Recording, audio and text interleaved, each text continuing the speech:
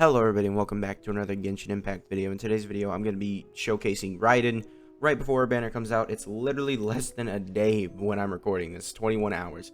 So I figured this is a good time, you know, if you're still having thoughts about like whether you should summon on Raiden or whether you shouldn't. I'm just going to show you her damage, and then at the end I'm going to explain a couple of things that I think are really important to look at before you summon and before you make your final decision. Before we do get into this, could you guys please subscribe? Currently we're at 216 subscribers. Would really help me out a lot. Thank you if you do. And yeah, let's look at my Raiden build.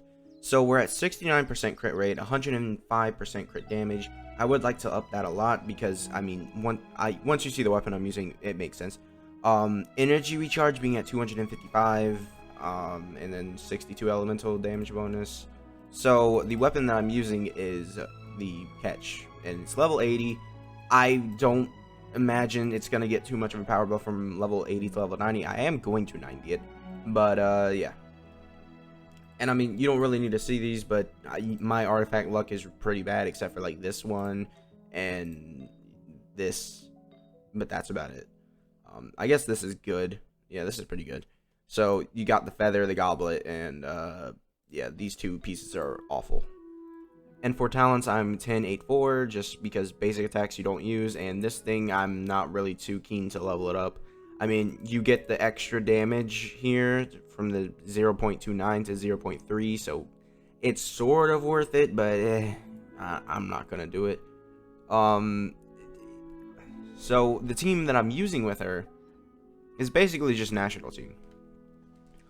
I got told to use this team, and this is basically the team that's like, okay, yeah, Raiden's actually pretty decent compared to what I thought before, because I used to think, yeah, Raiden, she's not that good. She's kind of like, her energy recharge doesn't really work on many teams, so it's kind of just, she was clunky.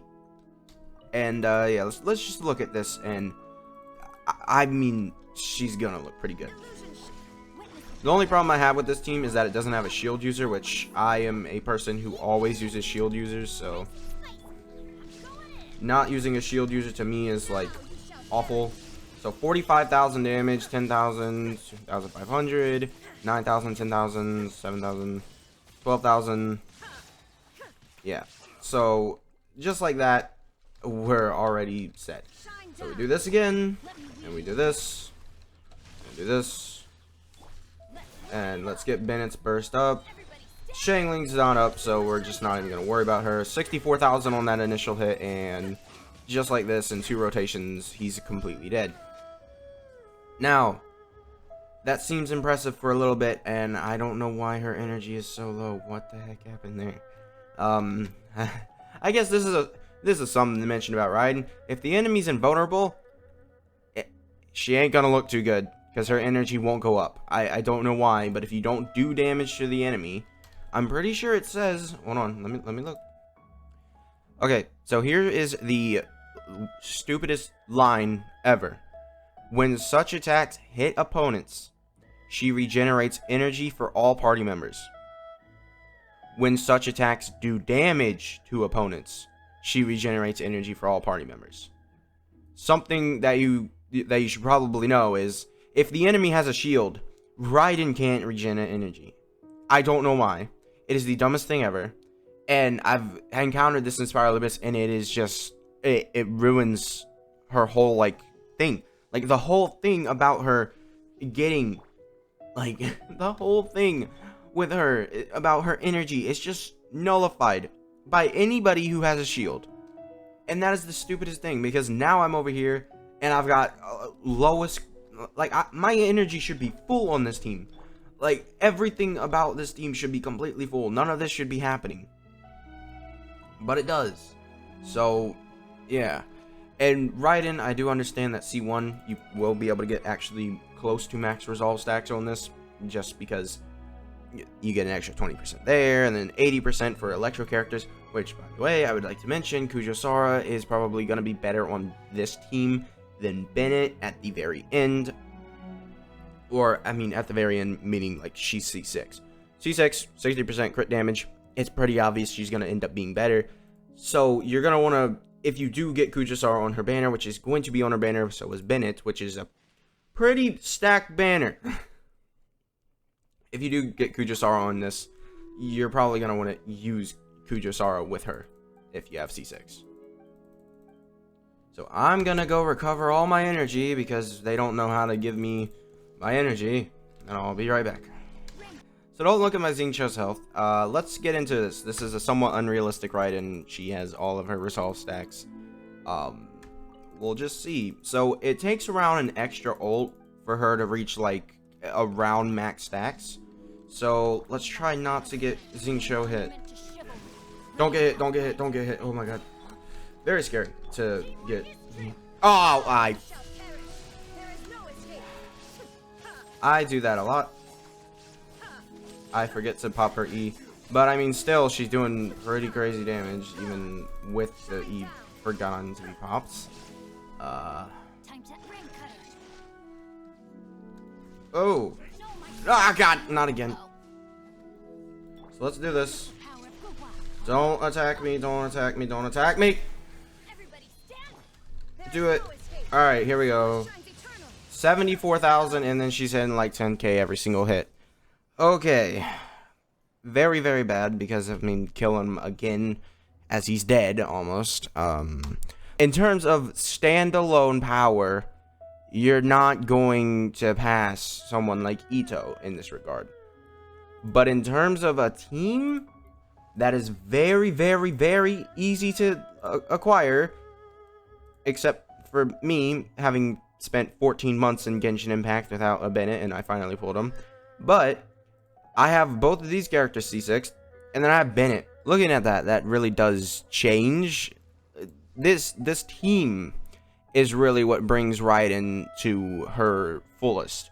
This team who's able to do damage, and then she's able to supply this team with as much energy as it needs, so that way it doesn't struggle to keep those ults up. And, I mean, Bennett, you look at my Bennett, he doesn't really have much energy recharge. 132, that's basically just from his ascension. I don't really think I have any energy recharge on his substats. 5.8 energy recharge. Okay, so that much energy recharge, and yeah, he's basically been supplied with all of his energy that he needs. All he has to do is pop his E once, and then he has his full energy. Shangling, on the other hand, you know, we're gonna need to build her a little bit, but then again, you want to build her with energy recharge because, you know, Emblem of Severed Fate is a great set for her. And also, not to mention, I was going up against a single enemy here. If you're going up against Spiral Abyss, Electro Charge is going to go through all these enemies and hit them a whole bunch. So you're going to do more AoE damage. So it's gonna be pretty decent. You're gonna have to hit a lot of enemies. She does have a decent AoE when it comes to directly in front of her. It's not like Ito where he can hit behind him, but she does have a decent AoE when it comes to hitting in front of her. You can hit multiple enemies at once. It's pretty good. Other than that, she's really good. And if you do decide to go for her actual weapon, I don't think you're gonna be disappointed. She looks incredible. She does a lot of damage, and yeah. But in terms of raw power, if you're expecting Raiden to just be an absolute god, no, it's really Ito, Hutao, and Ganyu here who are absolute gods who just destroy everything. And also Eula. And Yoimiya. But, yeah, Raiden's damage, good, very good, but it's not on the top tier damage. It's really her team's damage. Kazuha's getting his rerun very, very soon. I would not summon on Raiden. Even if I didn't have Raiden, I would not summon on her banner. I'm only going to do the one single summon just to see if I can get a Bennett constellation or a Kujusara constellation. If I get Shinyan, I'm going to be very mad, but at least I didn't get a 5-star. Because I could get a 5-star, and at that point I'm going for C2, and yeah. If you're able to go for C2, then, I mean, she's going to look very good. And hopefully you have her weapon also. Raiden, very good character, but Kazuha's getting his rerun very, very soon, and I would not summon on this banner. Just, it's also my theory that Kazuha's getting his rerun. I have no evidence around it other than Kazuha's literally been skipped now for Raiden and Kokomi.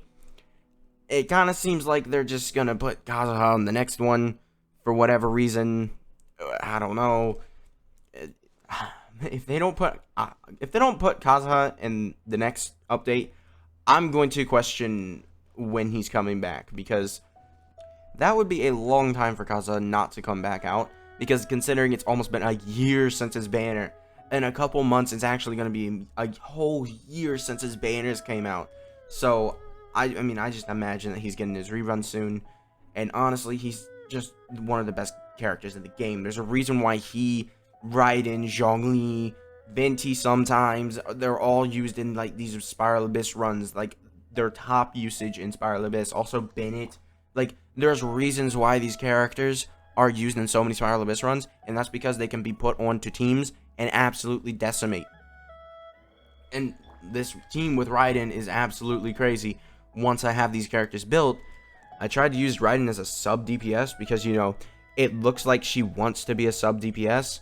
You really can only use her as a sub DPS if you have this C1, because C1 will allow you to be able to get her resolve stacks and allow her to thrive better without like any boost from the other teams. Because the team I was using was Eula, Raiden, Zhongli, and Bennett, and I was using Bennett's ult to buff Eula rather than Raiden. And I mean, if I had the energy for Bennett, then I could have buffed Raiden, but my Bennett, you would need like over 200% energy recharge in order to have enough energy to buff Bennett or to buff Raiden and Eula right after. But yeah, so it just always felt like Raiden was a worse Eula. Like my Eula would do more damage with her basic attacks, and I was just like, I don't have to work for her damage. And it's like, I'd rather give that team spot to someone else like Rosaria, who can give me crit rate for my Eula. So it kind of just spiraled into like, just Raiden was just so always underwhelming, even as a crowned character compared to my Eula, who's only 866. Yeah, like my Raiden, I crowned her because I loved using her so much. And then she just turned into a character that I slowly started to be like, she's not that good. She's not slowly. I really just started out like, yeah, she's not that good. And then when I look at this team and I'm like, oh, for some reason, she's not a sub DPS. She looked like a sub DPS. I don't know. Maybe I was misreading her kit wrong, or maybe her kit was just designed wrong, and it just happens to work as a main DPS better than a sub DPS. I mean, that's whatever. So yeah, that's going to be it for this video. Make sure to subscribe if you did enjoy, and I'll see you guys next time. Bye.